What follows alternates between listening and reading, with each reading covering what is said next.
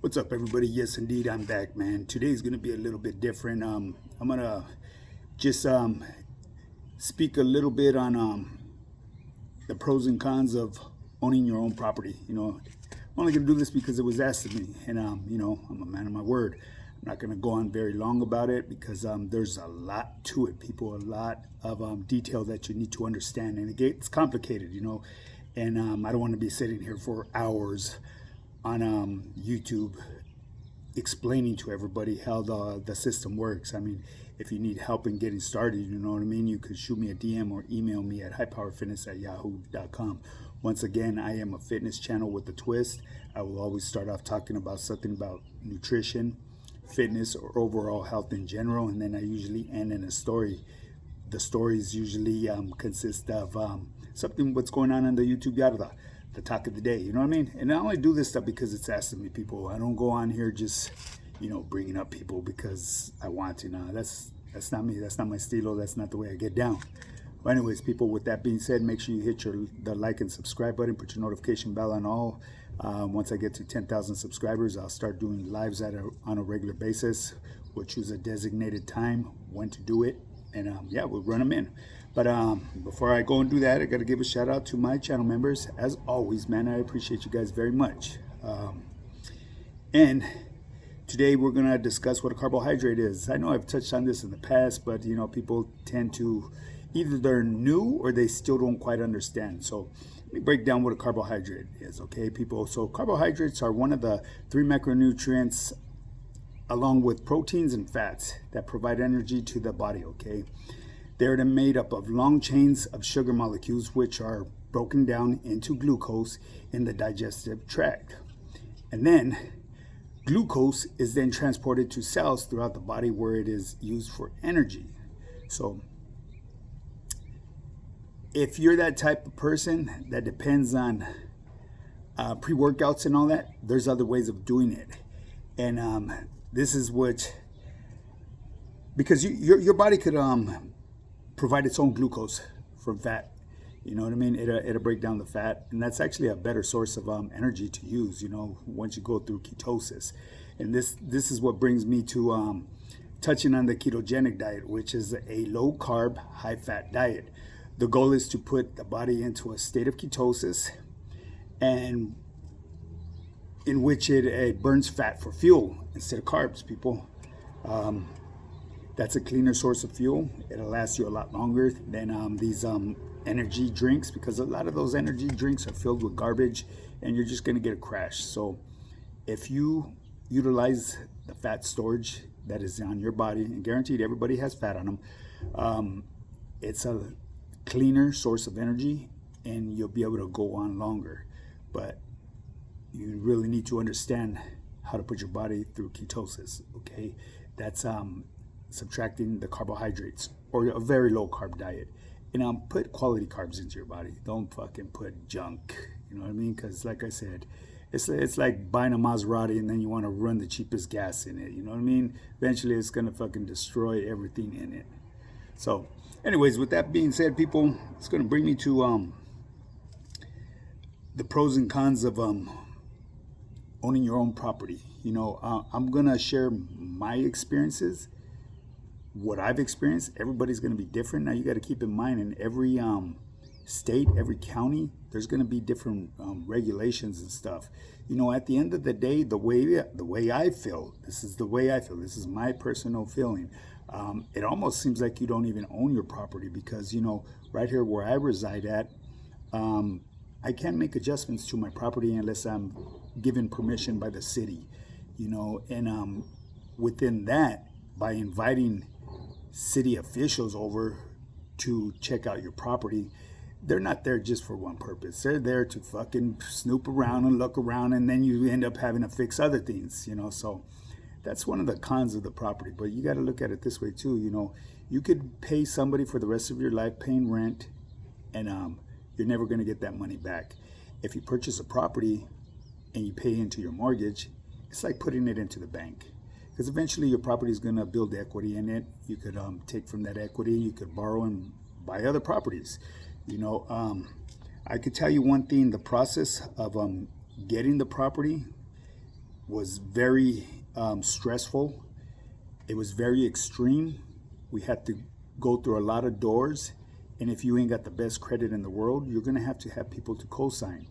They may ask for a couple.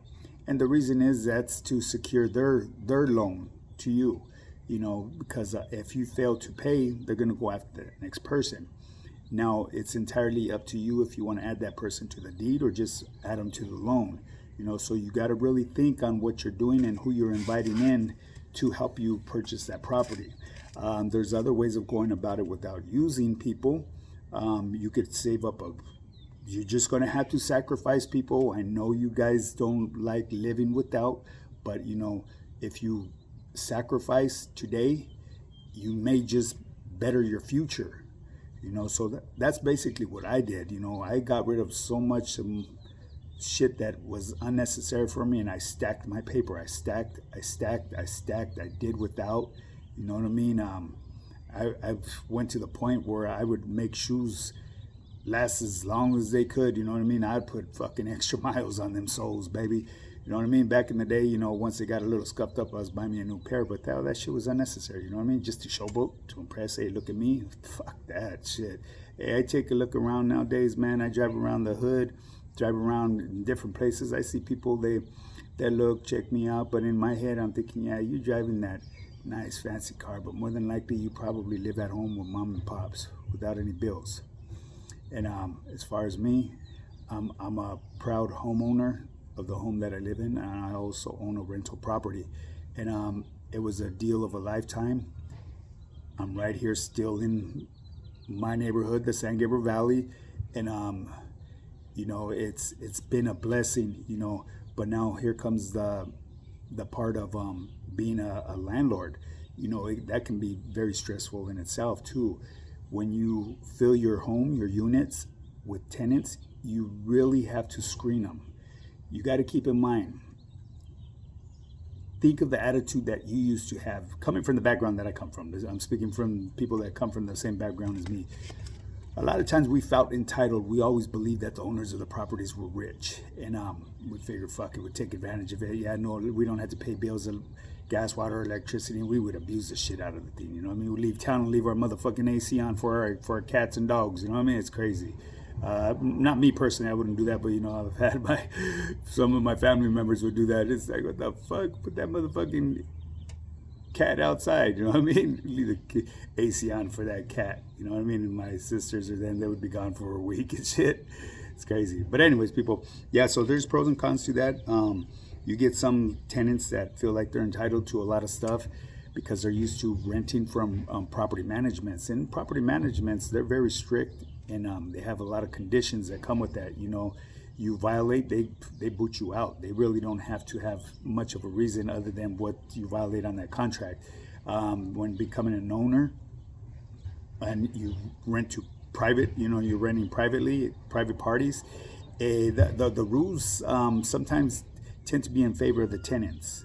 Not all the time, you know what I mean? Because as long as you have a written contract down, you got to be really thorough on your contracts and make sure that you get it notarized. That's the best way to secure your assets, because there's so many things, and I don't want to put too much up on here because I don't know who views my channel, and I would hate someone to think that they have the upper hand on me, and then I would have to get rid of them. Because as far as my tenants, I enjoy my tenants. At the beginning they were, they needed some correction. They brought some headaches to me. They had a lot of demands, and me being a new property owner, I had to dip into my pockets, and because I was new to the game as well. But now that I've got some knowledge in the game, the way the property management works. You know what I mean? There's natural wear and tear, and there's people that abuse the property, which they're liable for. Like I said, it's an investment that you cannot go wrong with. You know what I mean? It'll leave how should I say, generational wealth if you have kids. You know what I mean? But you really have to sit down and think about that one as well, because if you have more than one child, you want to make sure the property that you own is going to either get divided evenly, or you guys come to some type of an agreement that they're going to both agree upon that no one's going to try to renege, because, you know, I'm going to keep it real and 100%, man. Money, greed will make motherfuckers do things that they normally wouldn't do when they don't have, you know, the money, you know. But when there's a big chunk of money on the line, people tend to change on you, you know. And my property is pretty much, the value of my property is up there, you know. Like I said, it was a blessing. It's been a blessing. It's been a headache, but at the end of the day, the biggest blessing of all is I don't have to worry about anybody knocking on my door saying that I have to move, you know, because coming up with a deposit, and back when I was going through rentals, a lot of guys would stereotype me, man. I remember this fucking dude from Santa Clarita, I think it was. Well, anyways, this fool, because he seen the way I was and who I was, and this property was right there off of Seaman and Klingerman, the corner house. This fucking fool, just because who I was and the way I looked, he wanted first month's, last month's rent, and a security deposit. And, you know, at the time, I didn't know anything about the rules, you know, renter's rights or anything like that. I was naive to it. So obviously I gave it to him, you know what I mean? This guy charged me a grip of feria back then. I think it was something like $4,500, you know, and that was a lot of money back then. But, you know, I didn't really think of it because I was, you know, doing what I was doing to support my family back then, you know. And then to move my family in and then find out it's infested with fucking roaches, man. I mean, I'm something.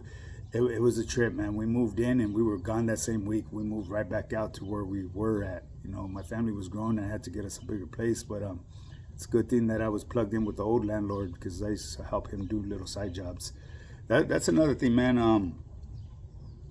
It's good to get into a relationship, not a relationship like that with your tenants.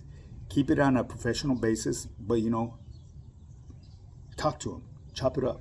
That way they don't feel like they can't speak to you, because if something's broken in their house and they're not bringing it to your attention, it's just going to get worse. So and then that ticket is going to go up from being, you know, maybe a few $100s to thousands. So it's very important to have communication with your tenants.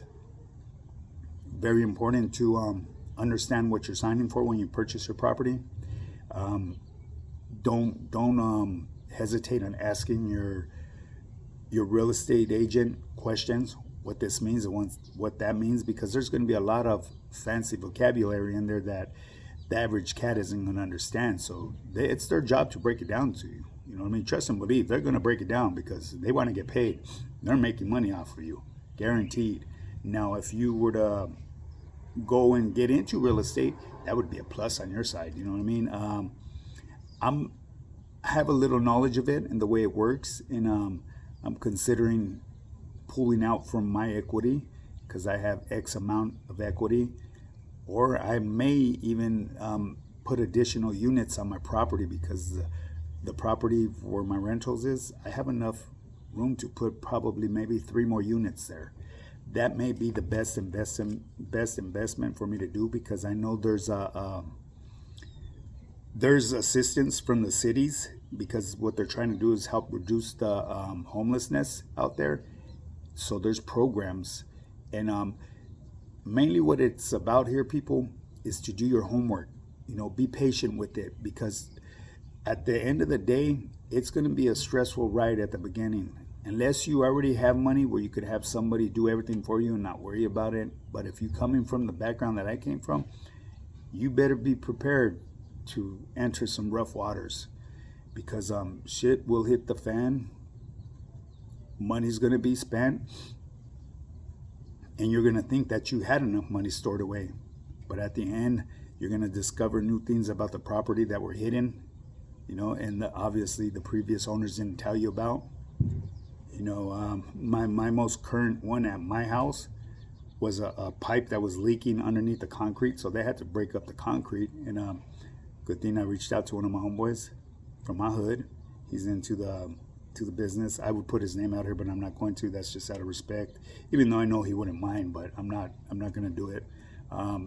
He sent over a couple of his workers, and they did what they did. And they actually saved me like, who knows, maybe 10 racks.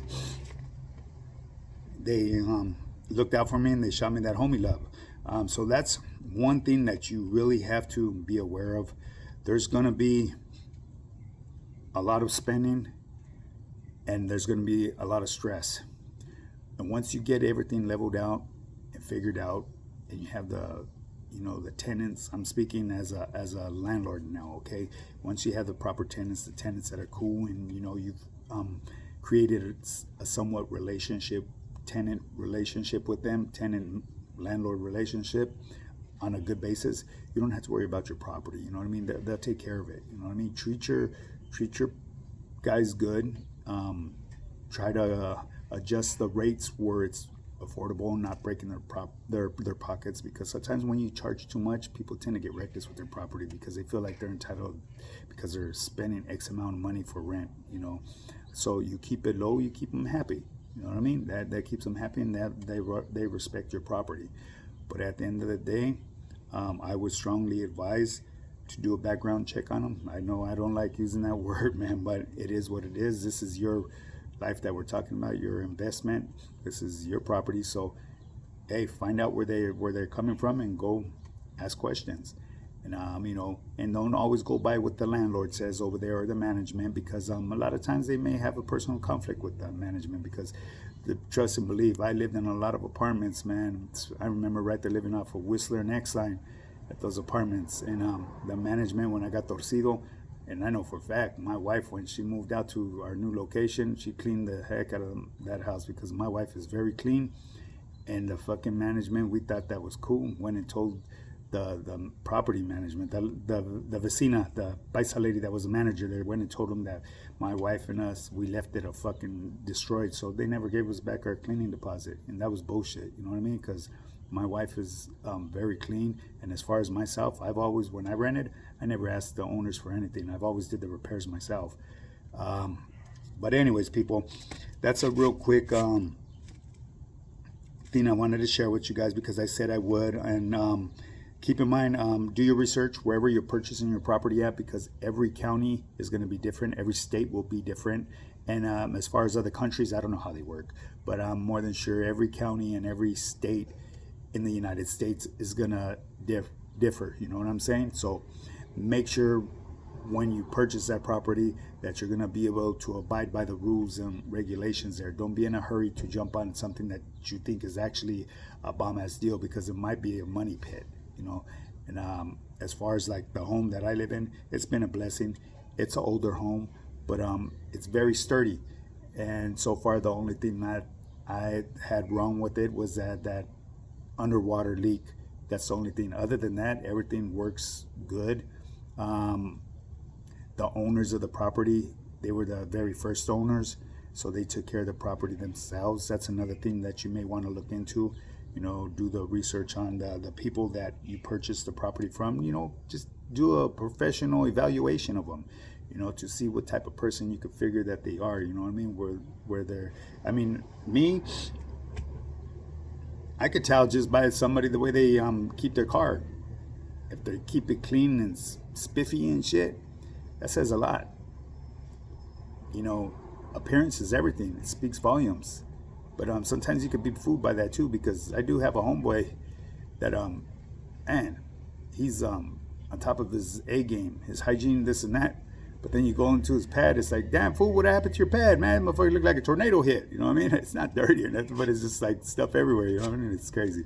So, but anyways, people, I know I may not get many views on this, but it is what it is. I figured I would touch a little bit on it. If you guys want to get into further detail, or if you guys have any questions, leave them down in the comments, and I'll address it. Like I said, I could go on here for a long time about this, but I can't go through the whole system on what it took me to purchase my property, because there's different ways. There's first-time buyers, and there's other ways to purchase it through commercial and non-commercial. There's so many different ways, people. But if you guys have any questions, shoot me the questions. I'll be more than happy to answer. Now, with that being said, if you want to get started in your fitness journey, shoot me that DM, highpowerfitness, high_power_fitness_, or you could email me at highpowerfitness@yahoo.com. Trust and believe, baby. This individual right here broke them limited beliefs.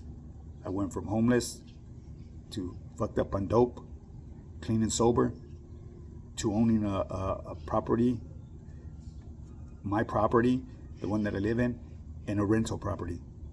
So I'm doing pretty good, man. I figured out how to break them limited beliefs. If you need assistance, you need guidance, hey, don't hesitate to hop on my team or shoot me that DM or email me at highpowerfitness@yahoo.com. I'll assist you in whatever way I could assist you in, brother or sister. Now get up and get yours. Let's do this.